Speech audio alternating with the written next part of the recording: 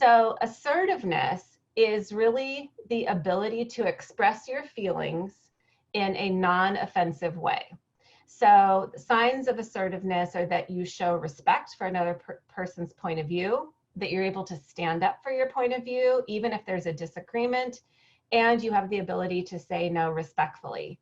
And one of the foundational skills to be able to be assertive is to have empathy. So in order to express your feelings in a non-judgmental way, you have to have empathy for those around you.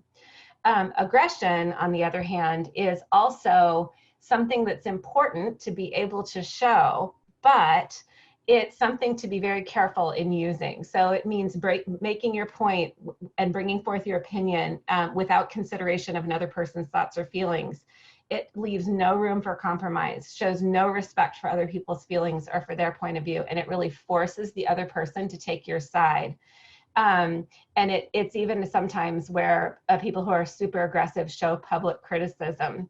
So it might surprise you to hear me say that this is actually important, but aggression can be important if you are in a dangerous situation. So if you're walking down the street and getting attacked in New York City, being able to act aggressively is actually really, really important.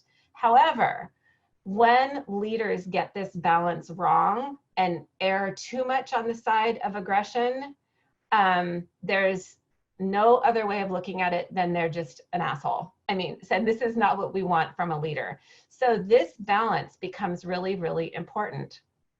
And so in the workplace, this balance of empathy, assertiveness, aggression is so beautifully demonstrated in another book that I'm going to recommend to you, which is this book called Radical Candor. So there's a woman named Kim Scott who used to be an executive at Google. And she wrote this book called Radical Candor, which really talks about how to be a strong, kick-ass boss without losing that sense of humanity. So she didn't specifically write the book to talk about assertiveness, aggression, and empathy, but she illustrates it so well that this is the book that I really recommend for my clients. So let's dive into what Kim's theory is, and you'll see how it starts to relate to empathy and aggression. Okay, so Kim Scott has a theory that the best form of communication is what she calls radical candor. And so she has a 2x2 or a 2x2, a 4x4, I guess it's called a 4x4, where she has a couple axes. So the top one is caring personally. So in emotional intelligence language, we would call this having empathy. And then she has another direction that she calls challenging directly, which you could say is being assertive. And so when you fall into anything but radical candor, you have the risk of really impacting relationships in a negative way. And so what I love about using this model with leaders is that they themselves can learn how to play in that radical candor quadrant.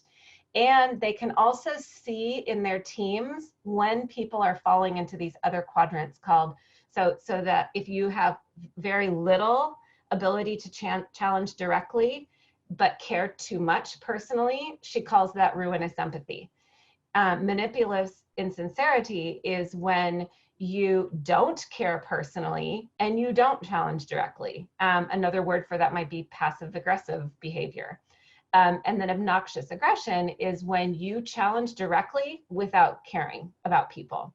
So what I really like to do with leaders and teams is take them deep into each one of these. And I'm not going to spend too much time on this today because just in respect for time. But just very quickly, ruinous empathy is where someone overuses the emotional intelligence of empathy. So they're just completely so worried about what other people think that they can't find themselves, they can't be assertive. So assertiveness, remember, has empathy and the ability to speak up for yourself. So when someone is in an organization or in leadership is too empathetic and avoids bringing up what they really think, we call that ruinous empathy. Manipulative insincerity is when you really don't care enough about others to really challenge what they think. So actually, Shane, I'm going to pick on you again for a second. One of the things you and I have done working together is giving each other feedback on our work. So if I don't care about you, I might just say, oh, Shane looks great.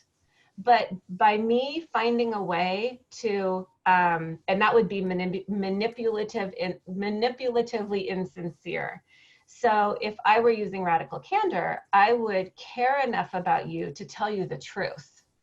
So manipulative insincerity is when people really don't care, and so therefore they don't say what they think. So that's manipulative insincerity.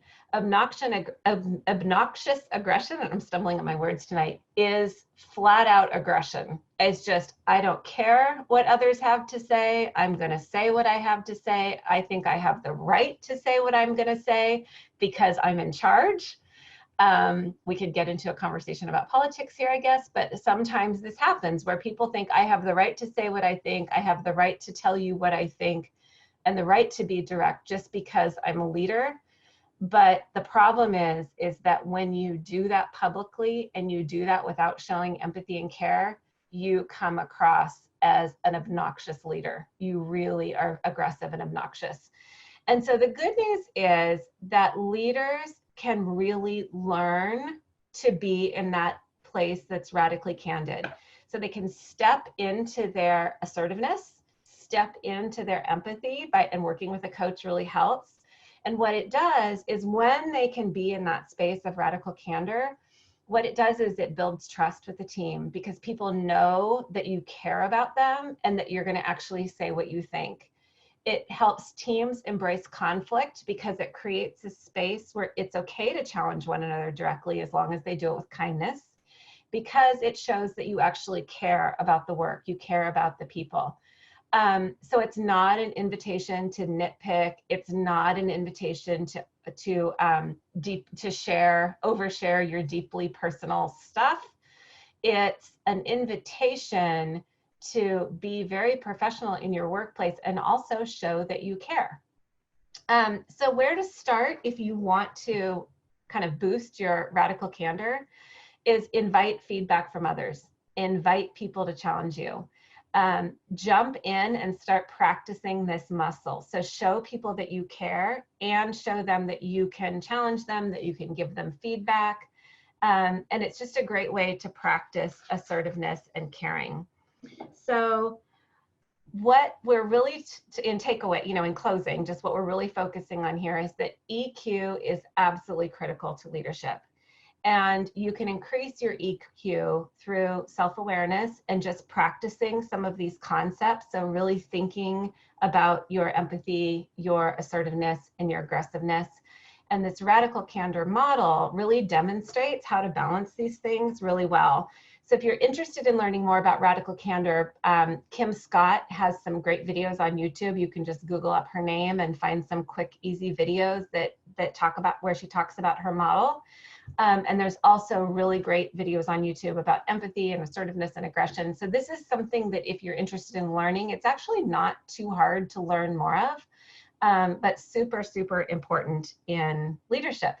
So one thing that I always say is that it is kind to be clear.